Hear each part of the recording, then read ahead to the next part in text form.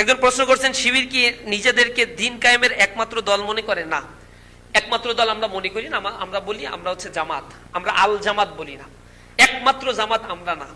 এরকম অনেকেই চেষ্টা প্রচেষ্টা রত রয়েছে। তবে আমরা মনে করি যদি কোনো সংগঠন করার প্রয়োজন হয় আপনাকে যাচাই বাছাই করা দরকার। কারণ আল্লাহ রাব্বুল আলামিন কোরআন শরীফের ভিতরে বলছেন, ওয়াতাসিমু বিহাবলিল্লাহি জামিয়া ওয়ালা তাফাররাকু, তোমরা আল্লাহর রজ্জুকে শক্তভাবে ঐক্যবদ্ধভাবে আঁকড়ে ধরো, পরস্পর বিচ্ছিন্ন হয়ে না। এবং বিচ্ছিন্নতা ইসলামে অ্যাকসেপ্টেন্স না। আর এই আয়াতটা হচ্ছে যখন ইসলামী রাষ্ট্র থাকে তখন মুসলমানদেরকে ঐক্যবদ্ধ হয়ে থাকতে হয়। যখন ইসলামী রাষ্ট্র, ইসলামী আইন, ইসলামী social structure, Islamic cultural system, Islamic economic system এগুলো একটা রাষ্ট্রে ফাংশন করে না, সেটা ইসলামী রাষ্ট্র হয় না। এই ইসলামী রাষ্ট্র করার জন্যই আমাদের চেষ্টাটা। সেই চেষ্টা ভিন্ন ভিন্ন ভাবে হতে পারে, এতে কোনো দোষের কিছু নাই। এক এক দল এক এক ভাবে করছে। তবে কোন সংগঠনটা, তার মানহাজ কি, তার সিস্টেমটা কি, সেই জিনিসগুলো আপনাদের ফলো করতে হবে। বাজারে গেলে একটা ইলিশ মাছ কিনতে গেলেও 500 টাকার ইলিশ মাছ কিনতে গেলে কি পরিমাণে যাচাই বাছাইটা করেন। আর জীবন পরিবর্তন করবে কোন যে দর্শন দিয়ে একটা সমাজকে পরিবর্তন করব, সেই দর্শনটা সঠিকভাবে কারা লালন করে, কারা পালন করে, তাদের ফিলোসফিটাও তো গভীরভাবে জানা দরকার। এটা জেনে শুনে আপনার যদি মনে হয় ইসলামী ছাত্র শিবির ভালো, তাহলে আপনাদেরকে আমরা অ্যাকসেপ্ট করব, আপনাদেরকে ওয়েলকাম জানাই, আপনারা আসেন। যদি মনে হয় যে না এটা ভালো না, এর চাইতেও বেটার কোনো অপশন আপনার কাছে আছে, আপনি সেখানেও যান। যদি তাও আপনি না পারেন, তাহলে নিজে একটা দল খুলে চেষ্টা প্রচেষ্টা করতে থাকেন সমাজে ইসলাম প্রতিষ্ঠার জন্য, জুলুমের বিরুদ্ধে কথা বলার জন্য, অন্যায় অশ্লীলতা বেহায়াপনার বিরুদ্ধে কথা বলার জন্য। তারপরেও আপনাকে করতে হবে, একাকী থাকতে পারবেন না। এবং এটা ইসলামের কোনো শিক্ষাই না। আপনারা যখন নামাজ পড়েন, পুরুষের জন্য নামাজ কেন জামাতে পড়া ওয়াজিব করা হয়েছে? কেন নামাজ ঐক্যবদ্ধভাবেই পড়তে হয়? আপনারা এই প্রশ্ন কি কখনো করেছেন? আপনারা তো করতে পারেন যে ভাই 5 ওয়াক্ত নামাজ পড়তে হবে সব মিলে 17 রাকাত, ফজরে 2 রাকাত, জোহরে 4 রাকাত, 6 রাকাত, আসরে হচ্ছে 4 রাকাত, 10 রাকাত, মাগরিবে হচ্ছে 3 রাকাত, 13 রাকাত, আর রাতে ইশায় হচ্ছে 4 রাকাত, 17 রাকাত। এই 17 রাকাতটা যখন আমার মনে চায় তখন টানা পড়ে গেলাম, ঘরের ভিতরে পড়ি আর অফিসের ভিতরে পড়ি, তাতে কি যায় আসে? কিন্তু বলা হয়েছে কিতাব মাউকুতা, নামাজ হচ্ছে নির্ধারিত সময় পড়তে হবে। নির্ধারিত সময় ওভার হয়ে গেলে নামাজের কোনো ভ্যালিডিটি না, এটা কাজা হয়ে যাবে। আর যে ব্যক্তি কাজা করে সে জাহান্নামে যাবে, শত শত বছর তাকে জাহান্নামের আযাবের কথা বলা হয়েছে।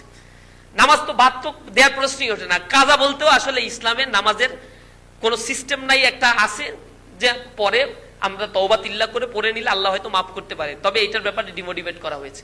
নামাজ হচ্ছে নির্ধারিত সময় পড়তে হবে, আবার নির্ধারিত ইমামের পিছনে। এখন আপনার মনে চাইলো যে ইমাম ও তো কেবল ইন্টারমিডিয়েট পাস করছে, ও ফাজিলে পড়ে, আমি হচ্ছে MBBS ডিগ্রিধারী, আমি কেন ওই ইমামের পিছনে নামাজ পড়বো? তো সে যখন রুকুতে যায় আমি তার আগে সিজদায় চলে যাবো, ওর চাইতে আমি বেশি খুশি, আমার শিক্ষা দীক্ষা বেশি। আবার সে যখন সিজদা থেকে উঠবে, দাঁড়াবে, তখন আমি তার সাথে দাঁড়াবো না, আমি বৈঠকে বসে যাব, আমি অগ্রগামী থাকবো, আমি প্রোঅ্যাক্টিভ হিসেবে কাজ করবো। নামাজ হবে না? ফাসেক হয়ে যাবে। ইসলাম এই বিধান নাই। ইসলাম বলছে ইত্তেবা করো, যিনি নামাজ পড়াচ্ছে তার পেছনে পিছনে থাকো, তার আগে সিজদা একটা দিলে তোমার নামাজ হবে না, ফাসেক হয়ে যাবা, তুই পাপাচারী হয়ে যাবা, তোমার এই নামাজ অ্যাকসেপ্ট করা হবে না। এরপরে আসেন মসজিদে যাওয়ার পরে এক কোনায় বিজনেসম্যানদের জন্য জায়গা রাখা, এক কোনায় হচ্ছে শিল্পপতিদের জন্য জায়গা রাখা, এক কোনায় হচ্ছে সচিবদের জন্য জায়গা রাখা, এমন কোনো ফাংশন তো মসজিদের ভিতরে নাই। এই মসজিদ আমাদের বাংলাদেশে আছে অবশ্য কিছু কিছু জায়গায়, এমপি মন্ত্রী আসলে তার হচ্ছে ইমামের ইমিডিয়েট পিছনেই তার দাঁড়াইতে হবে। এমনি নামাজ পড়ে আর না পড়ে তার খোঁজ নাই, কোরআনের আয়াত জানে কি জানে না তার খোঁজ নাই, সিজদা রুকুতে কি পড়তে হয় তার হিসাব কিতাব নাই, কিন্তু তিনি মন্ত্রী, তার ইমামের ইমিডিয়েট পিছনে দাঁড়াইতে হবে, কিন্তু ইমামের ওইখানে দাঁড়াইতে পারবে না, কারণ তো নামাজ পড়াইতেই পারে না, দাঁড়াবে কোন জায়গা থেকে?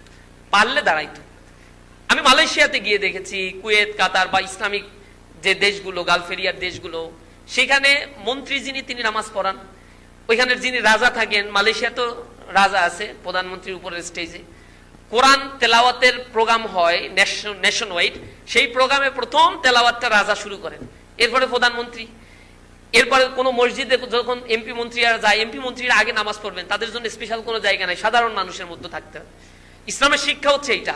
মসজিদে আপনি যাবেন, উঁচু নিচু, ধনী গরিব, কালা সাদা সকলেই পাশাপাশি দাঁড়িয়ে কাঁধে কাঁধ মিলিয়ে নামাজ পড়বে।